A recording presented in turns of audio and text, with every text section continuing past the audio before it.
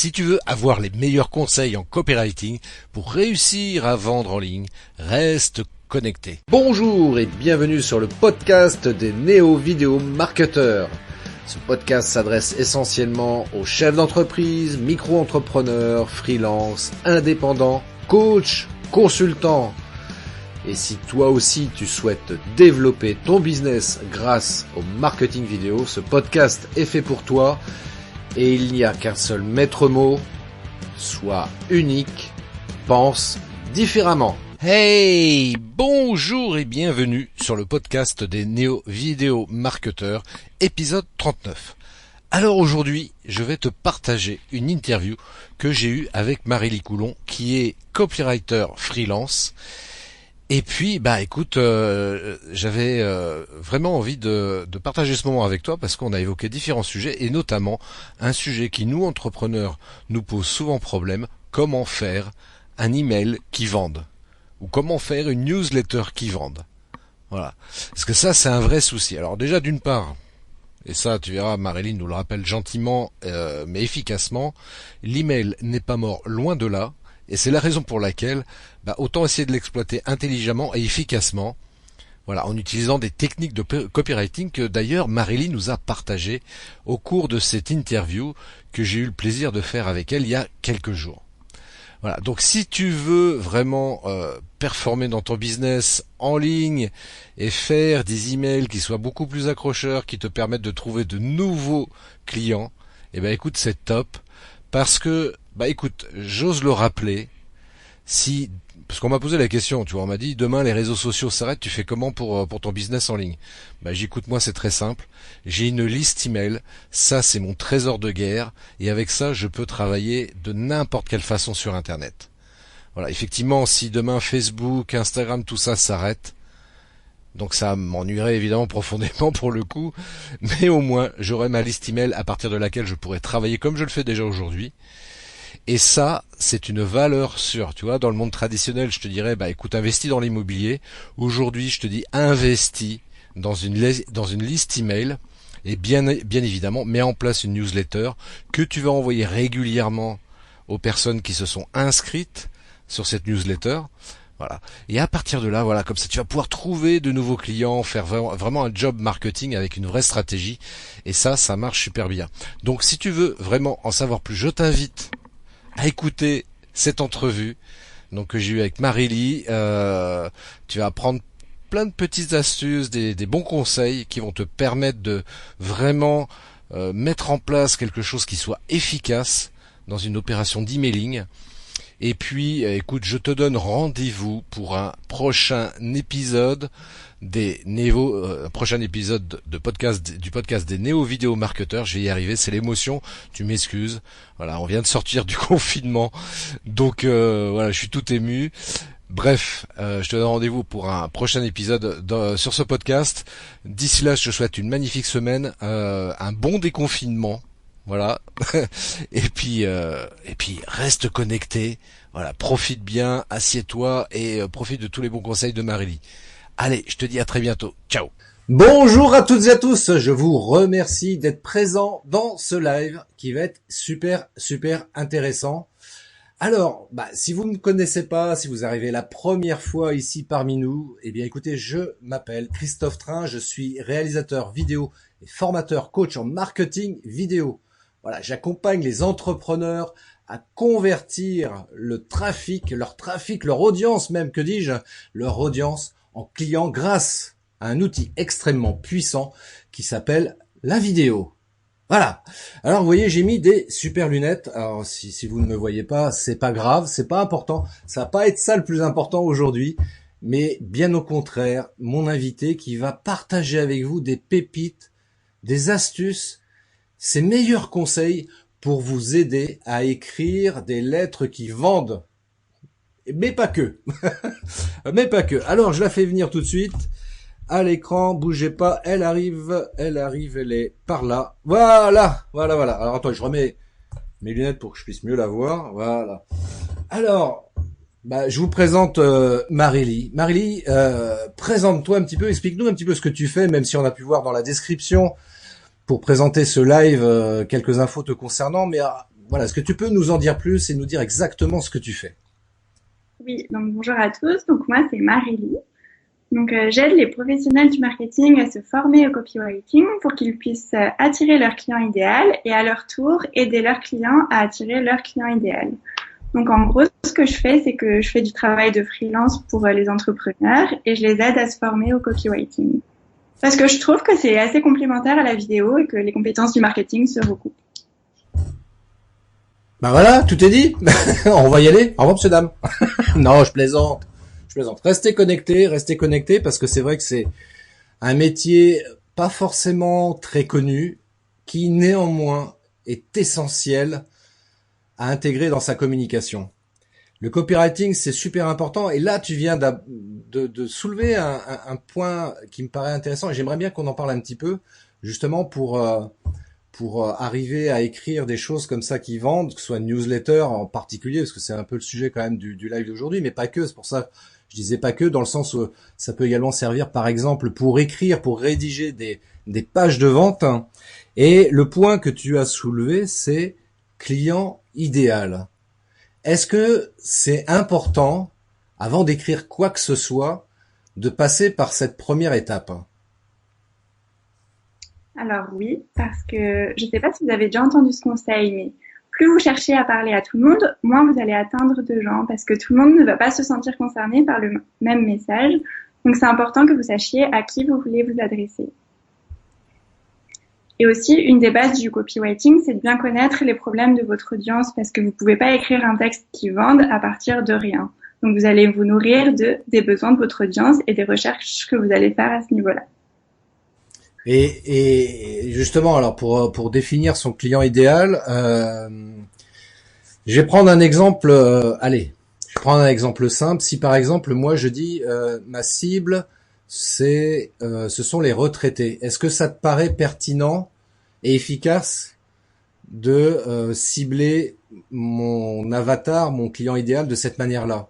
Il faudrait peut-être pas que je précise un petit peu justement pour m'aider à écrire quelque chose d'un petit peu plus ciblé. Oui, alors déjà, c'est une piste. Il faut bien commencer quelque part et ça peut prendre du temps de trouver son client idéal. Donc, pour commencer, c'est bien. Mais bien sûr, plus c'est précis, mieux c'est. Donc, sans point de départ, les retraités, suivant le service que tu voudrais leur vendre. Mais c'est sûr qu'il faudrait que tu affines au fur et à mesure. Par exemple, si je dis, par exemple, moi je dis, ah bah tiens, moi, ma cible en fait, j'aimerais m'adresser aux retraités qui veulent perdre du poids. C'est un peu plus ciblé Oui, déjà. oui, ça c'est mieux ciblé. Et surtout, tu pointes un problème précis. Les retraités qui veulent perdre du poids. Donc, c'est plus ciblé aussi au niveau de leurs problématiques. Exactement, c'est comme ça qu'il faut faire, messieurs dames. Hein. J'espère que vous avez bien retenu la leçon, si je puis dire. Un deuxième point qui peut être important. Alors c'est toi l'experte, hein, donc je veux pas non plus m'avancer là-dessus sur le sujet, mais est-ce que c'est important quand on écrit une newsletter d'essayer d'y apporter un peu d'émotion dedans? Et si oui, comment? Bah oui, bien sûr. En tout cas, si vous voulez que les gens les lisent, il faut qu'ils se sentent concernés par ce que vous allez dire. Donc là, l'émotion va jouer. Donc comment? En fait, déjà quand vous écrivez, il faut éviter de dire je. Il faut toujours penser à la personne à qui vous voulez vous adresser. Donc essayez d'utiliser le tu le plus possible. Par exemple, Christophe qui organise un live aujourd'hui, j'espère que dans ta newsletter, t'as pas dit demain il y a un live, j'ai une invitée super, mais tu peux dire quelque chose comme demain un live, tu vas adorer le thème, tu vas adorer les invités, tu devrais venir voir ça. Donc, toujours essayer d'utiliser le tu et de parler de soi le moins possible. C'est un point de départ. Ouais, c'est le tu qui tue, quoi. Ben voilà, exactement. Non, mais c'est vrai, c'est important ce que vient de dire Marélie. Et parce que c'est vrai que naturellement, on a tendance à écrire en commençant par je. Et pour aider le lecteur éventuellement à s'identifier par rapport au message, bah, le jeu c'est pas top quoi. Et c'est vrai que ce que tu dis c'est juste, hein, dire tu, ça marche mieux quoi. En tout cas, c'est un point de départ déjà. Si vous avez un texte avec beaucoup de jeux, rien que de le retravailler en vous adressant à une personne et en mettant du tu, c'est une bonne base pour améliorer votre texte et faire du copywriting. Exact. est-ce que quand on est à écrire une newsletter, est-ce que comment dire ça? Est-ce qu'il faut raconter une histoire? Je pense par exemple à cette notion de storytelling. Oui, alors moi je suis partisane de ça parce que imaginez par exemple vous recevez sûrement beaucoup de newsletters et ça pour répondre à la question est-ce que l'email est mort? Je vais vous dire combien de fois vous vérifiez votre boîte mail par jour, ça peut répondre à cette question. Donc non, l'email n'est pas mort, mais bien sûr il y a des bonnes pratiques pour donner envie aux gens de lire vos newsletters. Donc les histoires en font partie parce que ça va aider les personnes à connecter avec ce que vous dites et à pas avoir l'impression que vous leur vendez absolument quelque chose. Donc vous les embarquez dans votre univers, vous leur raconter une histoire, ça va aussi les aider à vous distinguer dans leur esprit, à vous aimer au-delà des produits que vous avez à vendre. Parce que les gens aujourd'hui, ils veulent pas seulement acheter des produits parce que sur le marché, il y a beaucoup d'offres. Ils veulent aussi apprendre qui se cache derrière ces produits. Pensez à vos marques préférées. Est-ce que vous aimez vos marques pour les produits qu'elles vendent? Oui, mais aussi pour l'univers qu'il y a tout autour de ça. Donc, tu voulais qu'on parle peut-être, je sais pas, concrètement, comment on fait pour raconter une histoire dans sa newsletter? Oui, juste terminer sur ce point-là, effectivement, avant qu'on prenne les questions des auditeurs. Eh bien, bonjour à ceux qui sont là. Le petit conseil que j'aurais pour savoir par où commencer, c'est déjà au niveau de l'ordre de ce que vous allez écrire dans votre newsletter. Commencez par avoir un objectif en tête. Pourquoi vous écrivez cette newsletter? Quel est l'objectif du jour? Est-ce que vous voulez promouvoir un live, promouvoir une formation, un podcast, peu importe. Donc, vous partez du point d'arrivée. Donc, ça, c'est votre appel à l'action dans votre newsletter. Et vous allez vous demander si, par exemple, le sujet du jour, c'est comment attirer des clients grâce à LinkedIn. C'est pas un mot facile à dire, ça. LinkedIn. Oui. Vous allez me voir galérer, je fais de mauvais exemples, mais je voulais dire, voilà, donc ça c'est votre point d'arrivée. Donc vous allez par exemple promouvoir un épisode de podcast que vous avez fait sur le sujet. Donc là, c'est votre point d'arrivée. Votre point de départ, ça va être le problème de vos clients. Pourquoi ils n'arrivent pas à attirer des clients grâce à ce réseau social? Je vais essayer de paraphraser pour pas avoir à le prononcer. Que je dis LinkedIn, mais il paraît que c'est LinkedIn. Et par exemple, ça, c'est un angle d'approche. Vous pouvez être là. Est-ce que vous aussi, vous faites comme la plupart des gens? Faites-vous cette erreur de prononcer LinkedIn au lieu de LinkedIn? Donc comme ça va aider la personne à se connecter à ce problème et à se dire « Ah oui, moi aussi, je fais partie de ces gens-là » ou non, pas du tout. Mais au moins, ça va lui permettre d'interagir avec le contenu.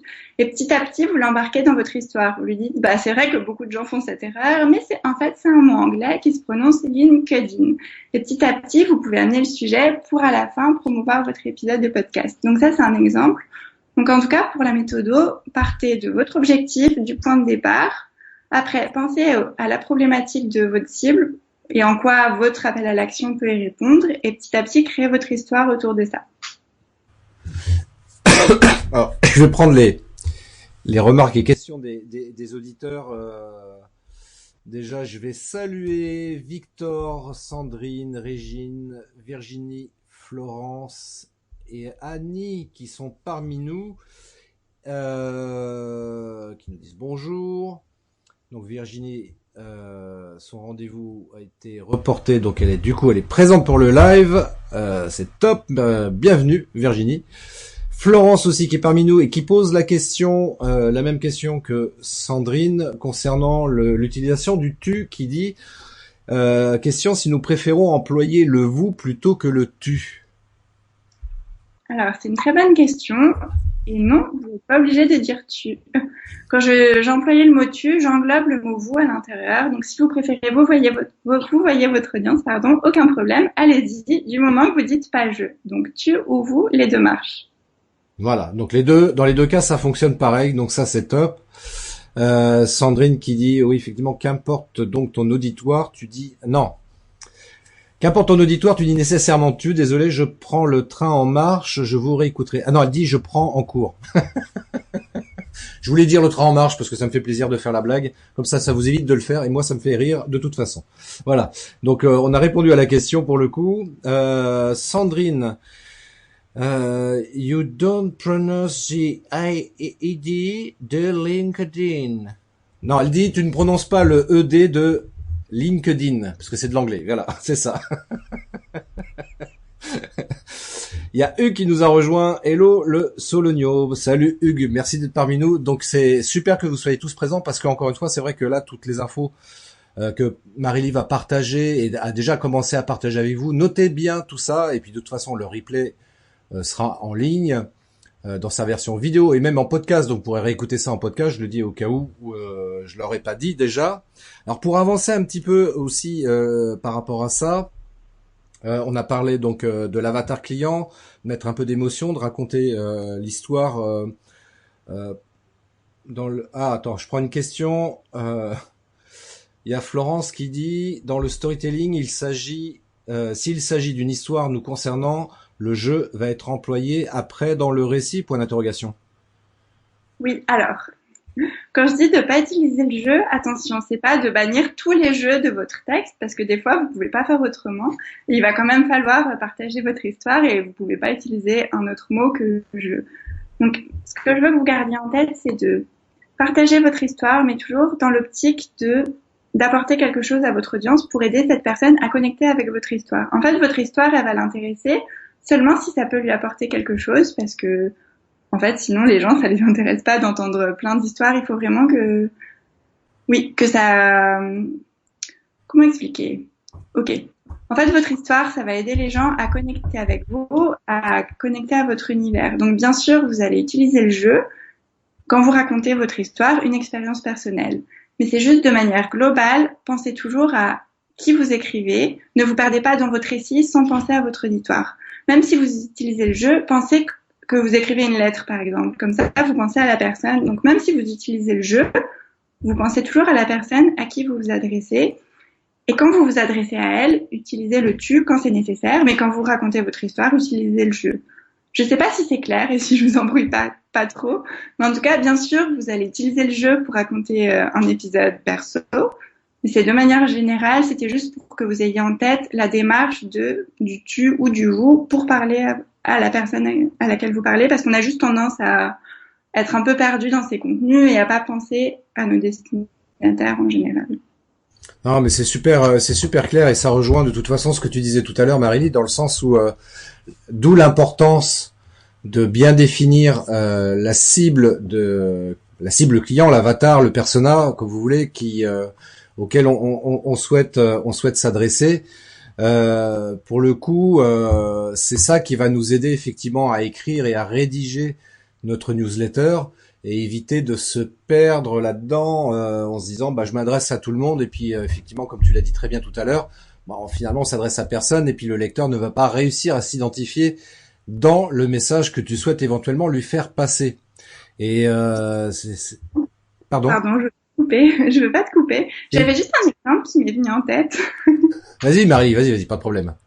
En fait, juste pour illustrer ce que je disais précédemment, si vous racontez une histoire avec jeu, vous pouvez raconter « Ah oui, hier j'ai entendu un épisode de podcast et je me suis dit que ce serait intéressant d'inclure ça dans mon activité. » Et vous pouvez inclure de temps en temps des petites phrases comme « Toi, qu'est-ce que tu en penses? Est-ce que toi aussi tu as déjà vécu ça? Est-ce que toi aussi tu as vécu cette situation ?» Donc vous voyez, dans votre récit où vous racontez le jeu, de temps en temps vous ponctuez votre texte d'interaction avec votre auditeur. Donc, est-ce que toi aussi tu as déjà vécu ça? C'est un exemple. Donc voilà, c'est parce que j'avais peur de vous avoir embrouillé avec le jeu et le tu, donc je me suis dit un petit exemple concret. Voilà. non, mais c'est clair. Alors, il y a Florence qui est impatiente de savoir quelles sont les 5 erreurs principales à éviter dans la newsletter. Marie-Lie. Oui. Alors, c'était dur de choisir, j'en ai noté 7 finalement. Ah voilà, 7, ouais, cadeau bonus pour tout le monde. Au lieu d'en avoir 5, vous en aurez 7. Pas royal, ça? Donc la première à laquelle je pense, c'est de pas soigner son objet d'email, parce que si votre objet d'email n'est pas attractif, la personne va pas ouvrir votre newsletter et même si le contenu à l'intérieur est bien travaillé, au final, ça servira à rien. Donc la première erreur, c'est de pas soigner son objet de mail. Mais paradoxalement, il faut aussi que vous mettiez pas la pression à ce niveau-là. Si vous n'avez pas d'inspiration, vous pouvez tout à fait écrire votre newsletter en premier et construire votre objet de mail à la fin. Mais soignez-le, attisez la curiosité pour donner envie aux gens d'ouvrir votre email et qu'ils se distinguent dans la boîte de réception de vos auditeurs. Est-ce que vous voulez quelques exemples précis ou ça Bah, tiens, donne-nous un exemple. Tiens, un objet d'email efficace. Vous pouvez par exemple attiser la curiosité. Vous pouvez dire quelque chose comme le jour où j'ai failli avoir une voiture ou le jour où j'ai failli perdre ma maison. Ou vous pouvez dire oui, le jour où j'ai failli abandonner le jour où j'ai failli reprendre un emploi salarié. Ça, c'est un thème qui revient beaucoup quand on est entrepreneur. Donc, attiser la curiosité, donner envie à la personne d'en savoir plus sur ce que vous allez dire. Ce qui marche très bien aussi, c'est d'utiliser les chiffres. Par exemple, simple technique pour enregistrer un épisode de podcast. Vous pouvez continuer en mode tutoriel, en mode comment apprendre à faire des vidéos. Ouais, c'est ce à quoi je pense. Vous pouvez aussi poser des questions. Qui d'autre veut plus de clients? Est-ce que vous voudriez vendre plus de livres? Est-ce que vous voulez plus d'inscrits à vos formations? Donc ça, c'est quelque chose qui crée de l'intérêt et la personne, elle va se dire, mais oui. Et au contraire, vous pouvez un peu la provoquer en utilisant la négation, par exemple. Ce programme n'est pas fait pour vous si, 3 petits points, et la personne, elle va se dire, mais si ce programme, il est fait pour moi. Enfin, vous voyez, son ego, il va être un peu boosté et ça va peut-être lui donner envie de cliquer sur cet objet d'email, justement.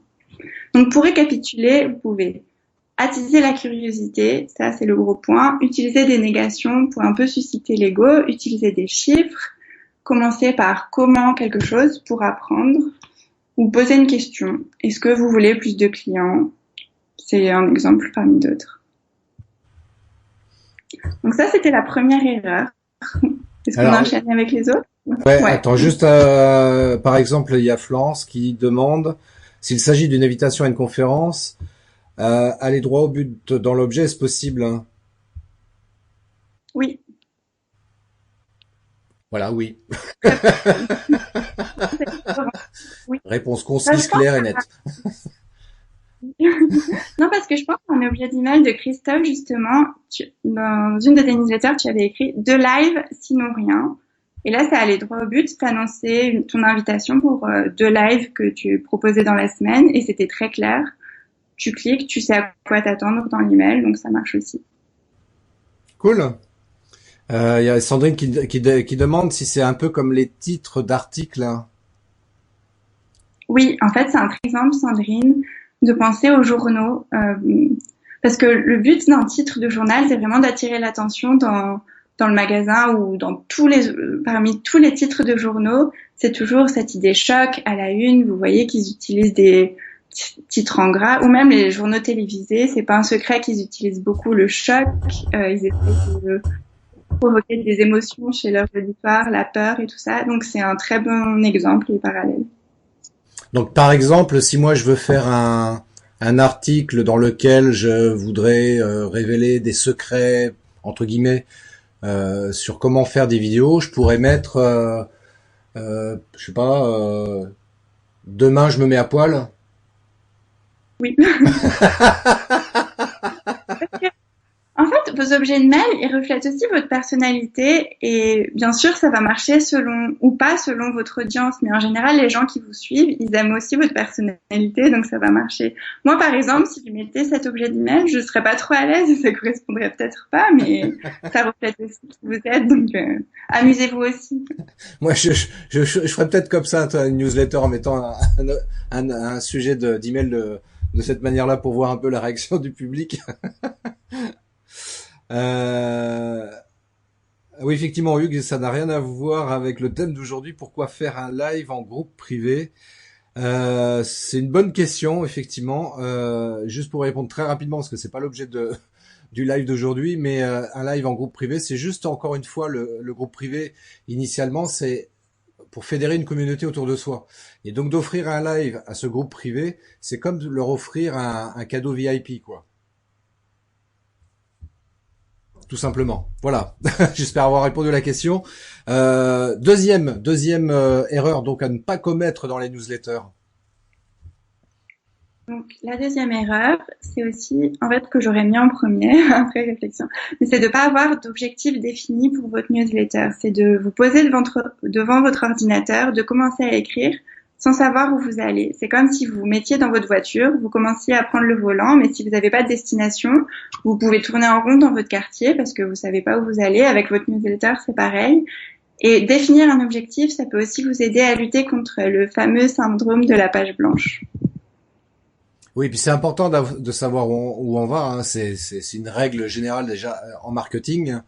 Mais dans les newsletters en particulier, c'est également très vrai parce que si on n'a pas un objectif précis, ben on va parler de tout et de rien et puis finalement on va pas intéresser notre lecteur. Donc pour reprendre le thème, comment dirais-je, pour reprendre l'idée là que j'évoquais tout à l'heure au niveau de la cible, les retraités qui veulent perdre du poids, ben ça peut être l'objet d'une newsletter en particulier.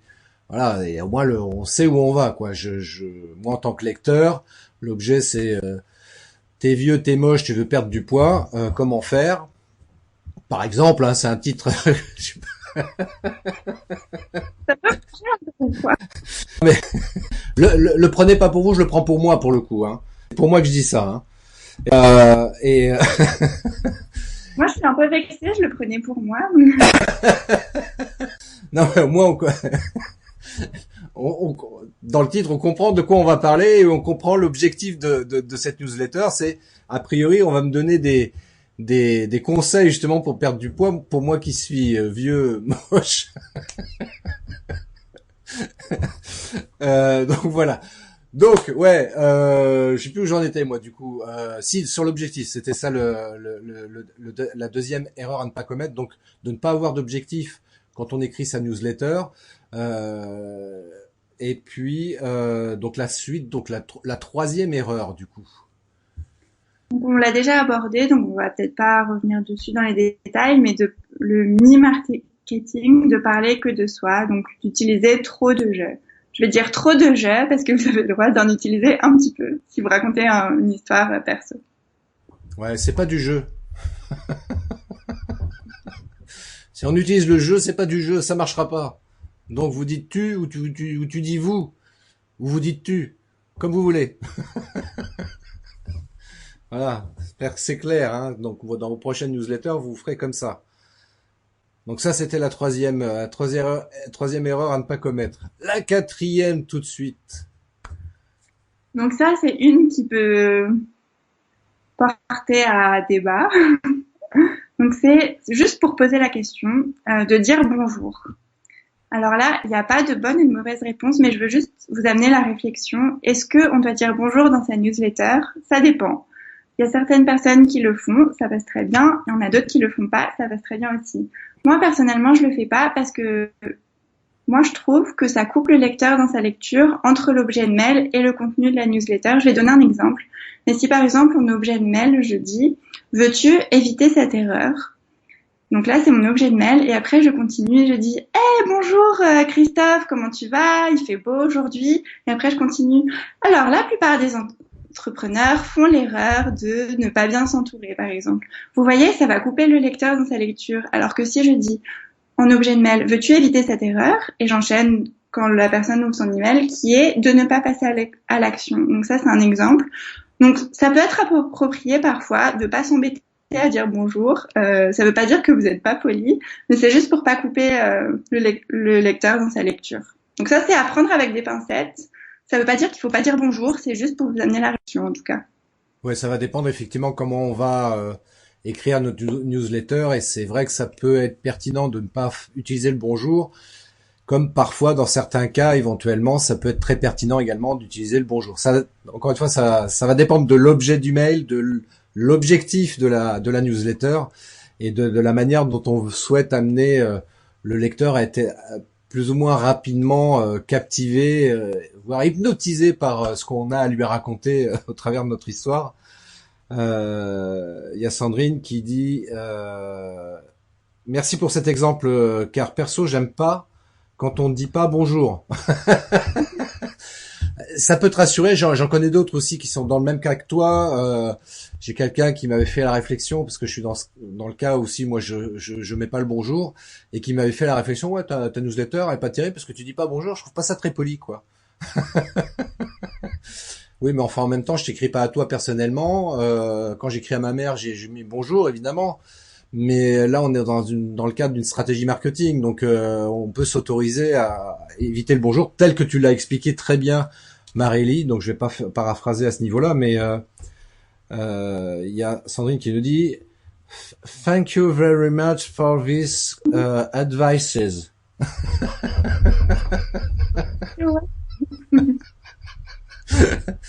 Donc c'est bien, on va faire aujourd'hui un live bilingue, français-anglais, si ça vous dit, hein. Donc, juste pour finir là-dessus, le bonjour, vous pouvez l'utiliser, mais retenez dans tous les cas que voilà, il faut pas que ça soit, faut pas que ça coupe dans la lecture de l'email et que du coup les gens puissent éventuellement zapper le truc et que ça puisse perdre en efficacité. En tous les cas, n'oubliez pas qu'on est une newsletter, c'est avant tout vous êtes entrepreneur, donc c'est voilà, pour communiquer à titre entrepreneurial et on n'est pas là pour écrire à ses parents ou à sa copine ou je sais pas quoi. Enfin, c'est voilà, donc on peut s'autoriser à éviter le bonjour et je suis désolé si ça en choque certains ou certaines d'entre vous.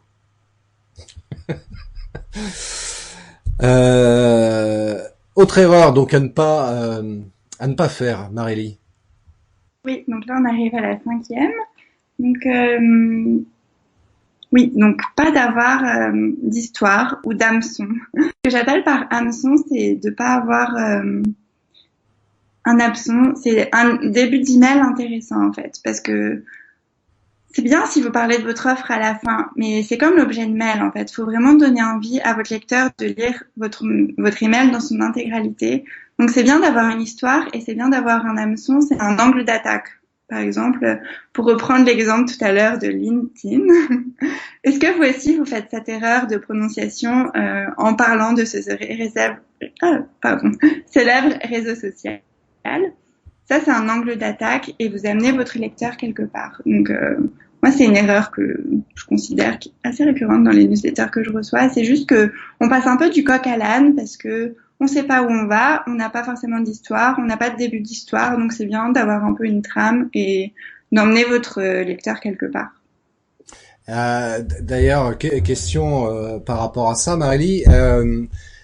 Dans sa newsletter, donc on veut l'emmener quelque part, donc à travers un lien en particulier. Est-ce que c'est pertinent de dans sa newsletter, dans une newsletter, de mettre plus d'un lien, d'en mettre 2, d'en mettre 3 Est-ce qu'il faut au contraire juste faire le focus sur un seul lien, donc l'emmener sur une seule chose plutôt que de l'orienter sur différentes choses qui peuvent être peut-être, je sais pas, hein, mais qui peuvent être déstabilisantes ou perturbantes pour le lecteur. C'est quoi ton conseil par rapport à ça? Donc déjà, on peut peut-être amener une petite précision, c'est qu'il peut y avoir deux sortes d'emails. Le premier, ça va être l'email qui va cultiver un lien avec votre audience, qui va lui amener de la valeur sur le long terme pour que les gens apprennent à vous faire confiance, à vous aimer, à découvrir votre univers.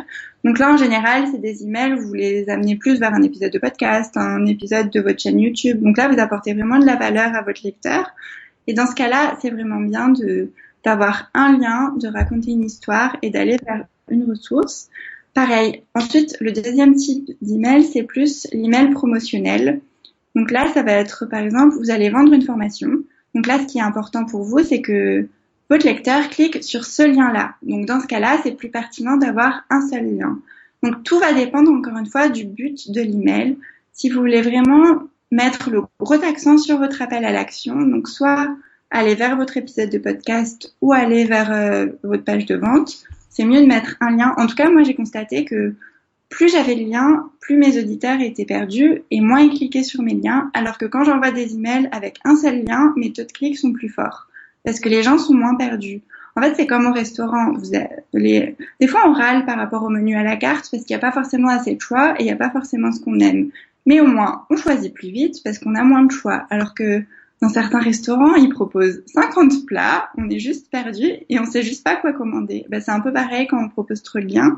Mais encore une fois, c'est aussi un conseil à adapter selon le cas, à prendre avec des pincettes parce que parfois, je vais reprendre les exemples de live, mais si tu organises 2 lives dans ta semaine, ou même 5, tu pourrais envoyer un email tous les jours pour prévenir de chaque live, mais tu peux tout à fait envoyer un email global qui présente les 5 lives. Donc ça va dépendre de l'objet de ton email. Est-ce que tu veux parler de toutes tes actualités en cours? Donc là, dans ce cas, tu fais un email global, tu peux, tout en ayant en tête que du coup, ton lecteur, il va peut-être cliquer sur un lien, mais pas sur l'autre. Donc là, si tu veux pas forcément mettre l'accent sur un événement, c'est pas grave. Dans ce cas-là, tu veux juste l'informer de ton actualité en cours et tu le laisses choisir. Mais si tu veux mettre l'accent sur quelque chose en particulier, là, je conseille de mettre un seul lien, mais répéter plusieurs fois. Donc tout dépend encore une fois de l'objectif de votre email, je dirais. Oui, non, mais c'est clair, c'est super important ce que tu viens de dire. Et je valide ce que tu dis pour avoir testé les deux cas de figure entre le mail où il y avait plusieurs liens et le mail où il n'y a qu'un seul lien. Bah ouais, de fait, curieusement, il y a beaucoup plus de taux d'ouverture quand il y a qu'un seul lien que quand il y en a plusieurs. Après, ce qui peut être aussi intéressant néanmoins pour inciter encore plus éventuellement le lecteur à cliquer sur le lien, c'est dans le corps du message de mettre clairement, voilà, cliquez ici pour aller voir mon podcast, enfin pour aller écouter mon podcast par exemple. Et puis tiens, le truc du post-scriptum, tiens aussi ça c'est pas mal, ça c'est un truc qu'on pourrait aussi évoquer. Est-ce que c'est utile et pourquoi de mettre un post-scriptum à la fin? Et dans ce post-scriptum, du coup, c'est là où on va reparler du lien, enfin du lien vers le podcast, pour reprendre l'exemple, mais présenté différemment. C'est bien que t'en parles, c'était ma prochaine erreur. Excuse-moi, je suis désolé, je t'ai devancé. C'est bien d'anticiper. Alors, le PS, le fameux PS, on va reprendre l'exemple de la lettre, ce fameux post-scriptum à la fin. Donc aujourd'hui, les gens, qu'est-ce qu'ils font? Qu'est-ce que vous faites vous quand vous lisez un email ou quand vous allez sur un site internet? Est-ce que vous lisez tout d'abord ou est-ce que vous scrollez? Est-ce que vous faites défiler votre page pour vous donner une idée du contenu? Par exemple, vous allez lire les titres et si le contenu vous plaît, vous allez peut-être commencer à lire. La plupart des gens, c'est ce qu'ils font avec vos newsletters, c'est que ils vont voir déjà la longueur, si elle est longue, avant de s'engager et de commencer à la lire, ils vont voir si le contenu les intéresse. Donc, ils vont un peu faire défiler. Et ce post-scriptum, ça permet de retenir leur attention à la fin et de leur faire passer l'info. Comme ça, même si la personne décide de pas lire la newsletter en entier, en général, elle va quand même lire le post-scriptum. En fait, c'est la partie qui est pardon, je me perds. C'est la deuxième partie qui est le plus lue après l'objet de mail. Donc c'est intéressant pour justement attirer l'attention de ces gens qui vont peut-être pas lire toutes vos newsletters, mais qui vont quand même faire défiler le contenu. Donc en général, vous pouvez résumer un peu votre newsletter, mais surtout remettre votre appel à l'action dans le post-scriptum. Vous pouvez dire, moi ça m'arrive souvent de mettre, si tu n'as pas eu le courage de lire cet email parce qu'il était long, voici un petit résumé. Si tu veux voir si tu veux aller écouter mon dernier épisode de podcast sur comment écrire une newsletter, c'est par ici et je mets les liens. Donc en tout cas, ça permet d'attirer l'attention de ces gens qui vont peut-être pas lire toute la newsletter, ou ça permet de faire un rappel aussi, même pour les gens qui la lisent en entier. En tout cas, c'est un point intéressant parce que c'est la chose qui est très lue après l'objet de mail. Donc c'est dommage de pas en profiter. Donc mettez un post-scriptum, effectivement, du style si ça te saoule de lire toute ma newsletter, au moins je te rappelle ici en 2 mots de quoi je parlais et clique ici pour aller directement à l'essentiel. Oui. Et on peut aussi remercier ceux qui ont eu le courage de tout lire. Ça m'arrive aussi de dire merci d'avoir tout lu. Félicitations, bravo. Oui. Toi, t'as été courageux au moins. T'as lu jusqu'au bout. T'as tout lu. C'est magnifique. D'ailleurs, je félicite ceux qui regardent ce live ou le replay de ce live du début à la fin. On n'est pas tout à fait à la fin, mais bientôt. Donc je peux le dire déjà maintenant. Félicitations, tu as regardé ce live jusqu'à maintenant sans perdre une miette, une seconde, et je te félicite et je te remercie. Bravo. Les contenus, alors Florence nous dit, les contenus type de newsletter sont souvent longs et concrètement tout n'est pas lu. Bah c'est comme les pages de vente, hein, c'est pareil, mais c'est fait exprès, hein, faut pas se leurrer, hein. Entre les personnes qui veulent pas perdre de temps à lire, donc ils descendent directement en bas de la page ou en bas de la newsletter, et d'où l'intérêt effectivement de rajouter un petit post-scriptum à la fin pour dire, peut-être pas aussi clairement, mais pour dire voilà, en résumé, si vous voulez profiter de cette offre, cliquez ici et puis terminez quoi. Donc, mais c'est pas un problème. Et puis donner quand même de la matière pour ceux qui sont courageux pour lire intégralement tout le texte qui leur a été envoyé par mail, par exemple. Et il y en a des courageux. Faut les féliciter, tous ces gens-là.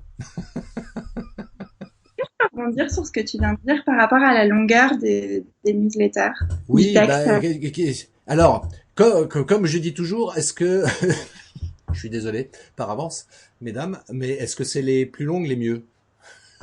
Newsletters, je parle, hein, évidemment. Oui, donc on parle des newsletters. Donc encore une fois, ça va aussi dépendre de votre personnalité. Moi, je sais que mes newsletters ont tendance à être très longues, mais les gens qui me suivent ont l'habitude, j'espère, et je leur en veux pas s'ils lisent pas tout.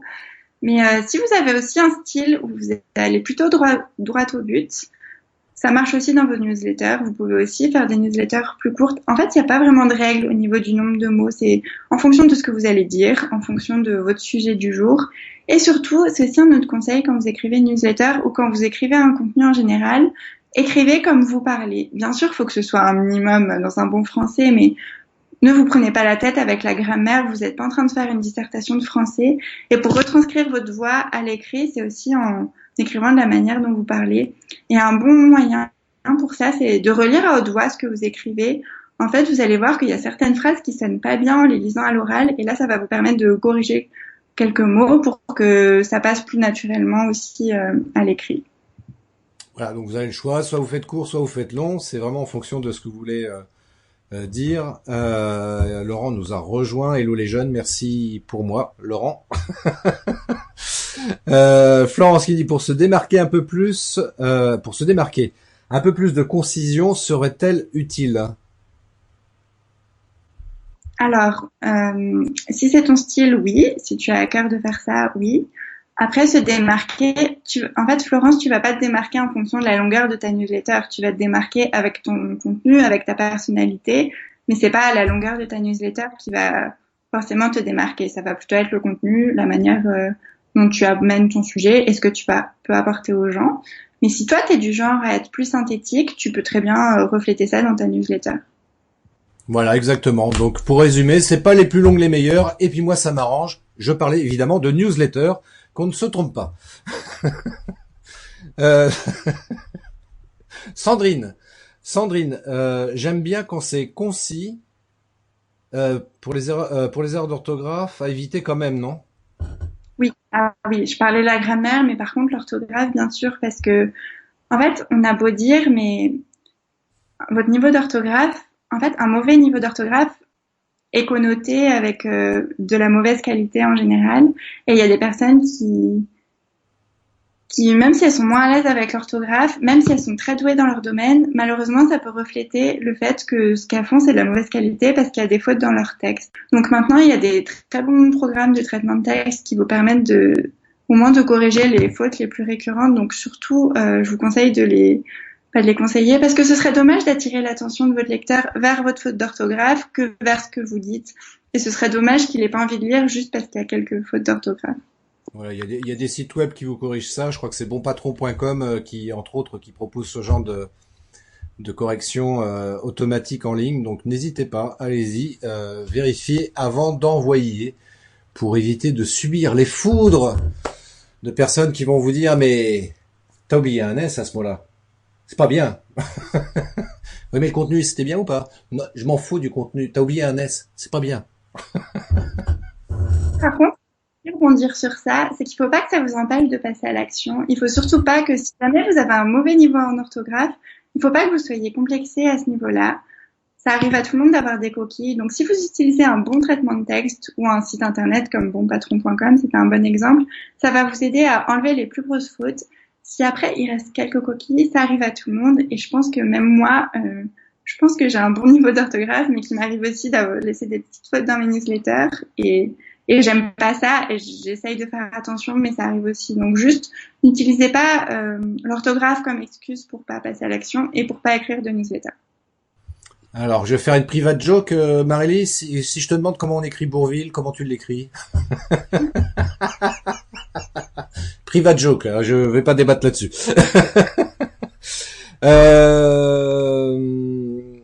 Alors, on arrive à la fin quand même, donc je vais rebondir sur ce que vient de dire Marélie, à savoir que effectivement, faire attention à l'orthographe, c'est super important. Et si on n'est pas à l'aise, que ce soit au niveau orthographique, grammatical, et puis plus globalement dans l'écriture d'une newsletter, Marélie, si on veut faire appel à tes services, parce que tu es copywriter freelance, I don't know if my accent is good. Si on veut te contacter justement pour aller plus loin dans la discussion, messieurs, dames, si vraiment vous souhaitez aller plus loin dans la discussion, parce que j'ai l'impression que c'est un sujet qui vous intéresse fortement au travers des questions que vous posez, qui sont extrêmement intéressantes. Donc je vous invite à contacter Marélie. Et Marélie, donc, par où passe-t-on sur le web, sur les réseaux sociaux? Comment fait-on pour te contacter si on souhaite avoir tes conseils et puis éventuellement de te demander de travailler avec toi? Alors, il y a deux options. Donc, soit il y a mon site internet, vous avez toutes les infos pour m'écrire, m'envoyer un email ou réserver un appel avec moi où on peut parler de vos problèmes et de vos besoins en copywriting. Donc, je vais vous dire comment s'écrit Marélie parce que c'est pas un prénom très courant. Moi, je pensais que ça vient de Hongrie, non? Non, ça vient de l'imagination de mes parents et d'accord. Je suis triste de pas avoir une histoire plus drôle à raconter parce que tout le monde me demande d'où vient mon prénom et la seule réponse que j'ai, c'est l'imagination de mes parents. Donc voilà. Donc mon site internet, c'est Marélie Coulon, donc MARELIE-COULON.com ou sur Instagram, Marélie Copywriting. Voilà. Donc, maréliecoulon.com. Vous allez sur son site internet, vous allez voir, il y a plein d'infos, il y a des articles de blog également pour enrichir votre culture générale sur tous ces sujets-là. Et puis donc pareil, il y a un moyen de la contacter, il y a un formulaire pour prendre contact avec elle. Elle se fera un plaisir, je m'avance pas en disant ça, Marélie, on est d'accord là-dessus. Marélie se fera un plaisir de répondre et de vous répondre. Donc n'hésitez pas à la solliciter. C'est quelqu'un qui est pro, qui est consciencieuse et qui fait les choses très très bien. Et elle pourra vous aider à faire des lettres ou des pages de vente qui vendent. Voilà. Et aussi, si vous ne savez pas par où commencer avec le copywriting, il y a un quiz sur mon site internet. Oui, le quiz qui est sorti depuis 2 jours. Et le quiz, c'est quel est votre ingrédient marketing manquant? Donc ça va vous allez répondre à quelques questions. Vous allez voir, ça prend moins d'1 minute. Et ça va vous donner quelques petites pistes pour savoir par où commencer avec le copywriting en fonction de vos réponses et de là où vous en êtes. Alors je vous invite fortement à faire le quiz. Moi-même, je l'ai fait. Et très franchement, le résultat qui m'a été donné correspond exactement à ma situation. Et je me suis dit, bon, il va falloir que je travaille là-dessus rapidement maintenant. The quiz. Et non pas the whiz, ce qui n'a rien à voir, parce qu'en anglais, ça veut pas dire la même chose. Voilà. Bref, c'est juste pour le truc. En tous les cas, merci beaucoup à toutes et à tous. Merci Marélie, surtout, pour tous les bons conseils que tu as gentiment voulu partager avec nous. Ça me fait super plaisir. Un mot de la fin, Marélie? Merci à tous d'avoir été là et d'avoir été patient parce que c'était mon premier live sur Facebook. Donc, merci à vous. Et merci Christophe de m'avoir invité. Merci à toi d'avoir accepté l'invitation. Et effectivement, voilà, ceci explique cela. C'était son premier live. C'est pour ça qu'elle a un peu bégayé par moment parce que c'est pas évident. L'exercice du live n'est pas simple, mais comme Marélie, l'a dit tout à l'heure, à un moment donné, il faut passer à l'action. Donc, même si c'est pas parfait, il y a une phrase qui dit ça, il vaut mieux que ce soit fait que parfait. Mais pour les lives, c'est pareil. Il faut se lancer, il faut y aller, et c'est pas grave si c'est pas top la première fois ou les premières fois. Mais en tous les cas, vous passez à l'action et au fur et à mesure, comme ça, vous vous améliorez dans l'exercice. En tous les cas, merci à toutes et à tous. Ça m'a fait super plaisir. Merci Marélie. On garde le contact. Moi, je suis abonné à ta newsletter d'ailleurs. Donc, je vous invite vous aussi à vous abonner à la newsletter de Marélie. Vous verrez, comme ça, vous recevrez régulièrement des infos super passionnantes. Et même si c'est peut-être pour certains un peu long, en tout cas, c'est extrêmement intéressant. Donc, faites-le et ça vous apportera un plus par rapport à tous les sujets qu'on a évoqués aujourd'hui. Encore merci. Marélie, je te souhaite une belle fin de journée. Pas de même. Au revoir. Merci d'avoir écouté cet épisode de podcast des Néo-Vidéo Marketeurs. Si tu as une question ou un commentaire, contacte-moi directement sur christophetrain.fr, je me ferai un plaisir de te répondre rapidement. Et si tu m'écoutes via Apple Podcast, eh bien n'hésite pas également à me laisser un avis 5 étoiles et un commentaire, ça me fera plaisir. Je te souhaite une très très belle journée et je te donne rendez-vous pour un nouvel épisode très très bientôt. Ciao.